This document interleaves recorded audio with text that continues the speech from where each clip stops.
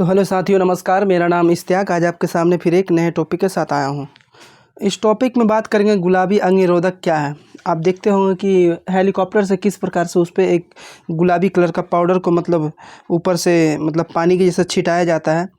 तो ये आखिर है क्या, जो जंगलों के आग को बुझाने में बड़ा इसे प्रयोग माना जा रहा है, जिसको लेकर बताया जा रहा है कि कम से कम जो 100% जो एरिया जला है और 100% जो आग जल रहा है उसमें से 11 यानी कि 11% आग बुझाने में इसे क्या कहते हैं कि अभी तक राहत पाया गया है।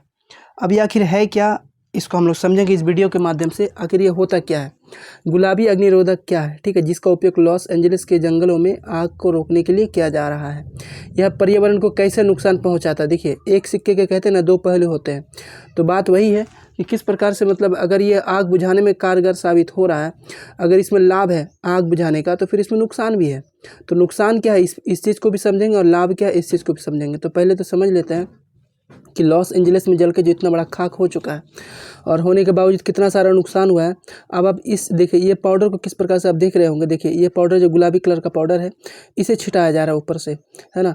तो देखिए, इसमें 2-3 तरह का ऐसा है जिसको आग बुझाने के लिए प्रयोग किया जा रहा है। पहला चीज़ क्या है कि अगर जैसे सामने आग लगा हुआ है और आग लगने के बावजूद वहाँ जो सामने कोई पेड़ है, उस पेड़ को पहले कट के हटा दिया जाता है। सामने का जो आग जो नहीं जला है, लगेगा कि इस पे आग जलने की संभावना है, आग जलने वाला है, तो पहले उस चीज़ को कट के हटा दिया जाता है ताकि इस पे आग भड़के ना, और जो हवा चल रहा है, हवा से आग एक स्थान से दूसरे स्थान ना जाए, इतना यहाँ कोशिश किया जा रहा है। तो समझेंगे हम लोग गुलाबी अग्निरोधक क्या है, ठीक है। देखिए, लॉस एंजलिस के जंगलों में लगी आग को रोकने के लिए गुलाबी रंग के अवरोधकों का उपयोग किया जा रहा है तथा विनाश को सीमित करने के प्रयास में शहर के चारों ओर हजारों गैलन लाल आग की लपटें गिराई जा रही है, ठीक है। देखिए, अब आगे समझते हैं। न्यूयॉर्क टाइम्स की एक रिपोर्ट के अनुसार आग को कम करने के लिए 9 बड़े, है ना, क्या कहते हैं, रिटार्जेंट स्प्रेइंग विमान और 20 पानी गिराने वाले हेलीकॉप्टरों को तैनात किया जा रहा है। यह आग पिछले एक सप्ताह से सांता एना की तेज हवाओं और जंगलों में गर्म तापमान और सूखने के कारण लगी हुई है। अब देखिए कैसा है, इसमें जो है न्यूयॉर्क टाइम्स यानी कि अमेरिका जो वहाँ के न्यूज़ एजेंसी के टाइम के मुताबिक से क्या दिया गया, आग को कम करने के लिए 9 बड़े रिटार्जेंट, है ना, स्प्रेइंग जो स्प्रे करने वाले हैं, बड़े बड़े विमान, है ना, 9 और कम से कम 20 जो पानी गिराने वाला हेलीकॉप्टर है, उसको लाया गया है आग को कम करने के लिए। फिर राष्ट्रीय मौसम सेवा के अनुसार लॉस एंजलिस में मंगलवार और बुधवार को तेज हवाएं चलने का अनुमान है। मंगलवार और बुधवार, ठीक है। हालांकि अमेरिका हमसे 11 घंटा पीछे है। अगर आज बुध है तो शायद वहाँ रात होगा, शायद मंगल की रात होगा, ठीक है, क्योंकि अमेरिका हमसे 11 घंटा टाइम पे पीछे है।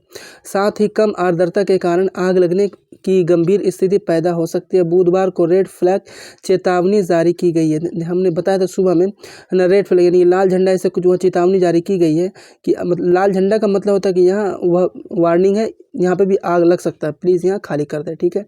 फिर आगे क्या लिखा, देखिए, आखिर ये गुलाबी रिटार्जेंट्स क्या है और उनका उपयोग क्या है। अब हम जो जिस टॉपिक में जो आप लोग जो थंबनेल देखे हैं, इसी थंबनेल से बात करेंगे। दक्षिणी कैलिफोर्निया विश्वविद्यालय में सिविल और पर्यावरण इंजीनियरिंग, है ना, के एसोसिएट प्रोफेसर डेनियल मैकक्री ने एनपीआर को बताया कि इन अवरोधकों को फॉस चेक LC95 कहा जाता है, जिसे पैरामीटर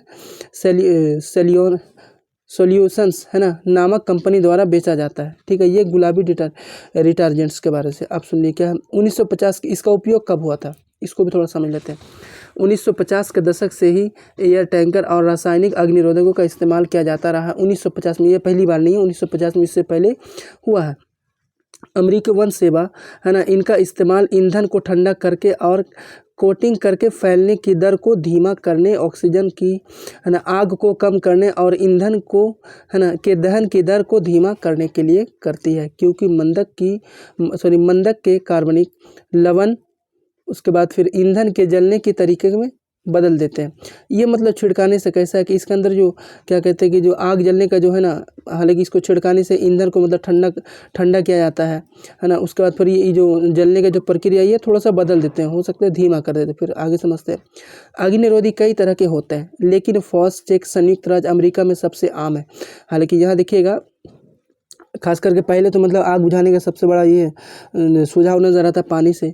जब पानी से ना बुझे तो उसमें केमिकल यूज़ किया जाता है, लेकिन ये अमेरिका में ये आम बात है। जो अग्निरोधक जो है ना फॉस्चेक, ये संयुक्त रखते हैं, यानी कि यूएसए में, अमेरिका में मतलब ये सबसे आम बात है आग को बुझाने के लिए। यह पानी, उर्वरक और फिर लाल रंग का मिश्रण है। इसमें क्या क्या मिश्रण है इस चीज़ को ध्यान रखें। पानी, उर्वरक और फिर लाल रंग का मिश्रण है जो सिर्फ जंग है, ठीक है। विस्फोटकों में इस्तेमाल होने वाले उर्वरक को अमोनियम, है ना, उर्वरक को अमोनियम नाइट्रेट कहा जाता है। जो विस्फोट में जो यूज़ किया जाता है, उसमें जो इस्तेमाल किया जाता है, उसमें अमोनियम नाइट्रेट कहा जाता है। फॉस्चेक में आमतौर पर दो तरह के नमक होते हैं। फॉस्चेक में आमतौर पर दो तरह के नमक होते हैं, डायमोनियम फॉस्फेट और अमोनियम पॉलीफॉस्फेट, ठीक है। देखिए NH4, है ना, ये उसका सूत्र है, ये भी NH4PO3, ठीक है। उर्वरक के साथ साथ क्रिस्टल बनाने वाली किट में इस्तेमाल होने वाले अमोनियम का भी फॉस्चेक में इस्तेमाल किया जाता है। फिर देखिए अब आगे समझ लेते हैं इसके थोड़ा सा। अब ये आग को किस प्रकार से फैलाने से रोकता है, ये जो फॉस्चेक है किस प्रकार से आग को फैलाने से रोकता है। NPR के एक रिपोर्टर के अनुसार से पौधों के पदार्थ में सेल्यूलोज सामान्य परिस्थितियों में गर्म होने पर विघटित हो जाता है, जिससे ज्वलनशील यौगिक बनते हैं। फॉस्चेक के निर्माता ने कहा कि रिटार्जेंट, है ना, रिटार्जेंट जैसे सेल्यूलोज के बीच में की प्रक्रिया आग से आने वाली उष्मा ऊर्जा को खत्म कर देती है और गैर ज्वलनशील कार्बन पदार्थ बनाती है। फॉस्चेक का मुख्य उद्देश्य आग को कम से कम करने का है, खासकर अगर क्षेत्र में घर या अन्य संरचनाएं शामिल है। देखिए फॉस्चेक का ज़्यादा से ज़्यादा कब इस्तेमाल किया जाता है, जब देखा जाता है कि यह आग मतलब घर पे भी आ सकता है या फिर घर के बाहर कोई और स्ट्रक्चर में आ सकता है ना, कोई बड़ी बड़ी कंपनी में लग सकता है, तो वहाँ मतलब फॉस्चेक का ज़्यादा से ज़्यादा इस्तेमाल किया जाता है ताकि आग को कम किया जा सकता है, ठीक है। प्रोफेसर मैकक्री ने कहा कि आग को फैलने से रोकने के लिए अवरोधकों को सीधे बीच में नहीं डाला जाता है, बल्कि आग को फैलने से रोकने के लिए अवरोधक पर डाला जाता है। अब कैसा है इसमें, कहते हैं ना कि अगर आग यहाँ लगा है तो हम थोड़ा दूर में अगर पानी फेंक देंगे तो हो सकता है आग आते आते सामने बुझ जाए, लेकिन इसके जैसे फॉस्चेक में ऐसा नहीं होता है। जहाँ आग है वहीं पे इसे मतलब डाला जाता है, ठीक है। चलिए अब आगे समझते हैं। और अगर पानी वाष्पित नहीं डाला जाता बल्कि आग को फैलने से रोकने के लिए अवरोधक पर डाला जाता है, और अगर पानी वाष्पित भी हो जाता है तो फॉस्चेक में मौजूद उर्वरक उस लाल पट्टी को कई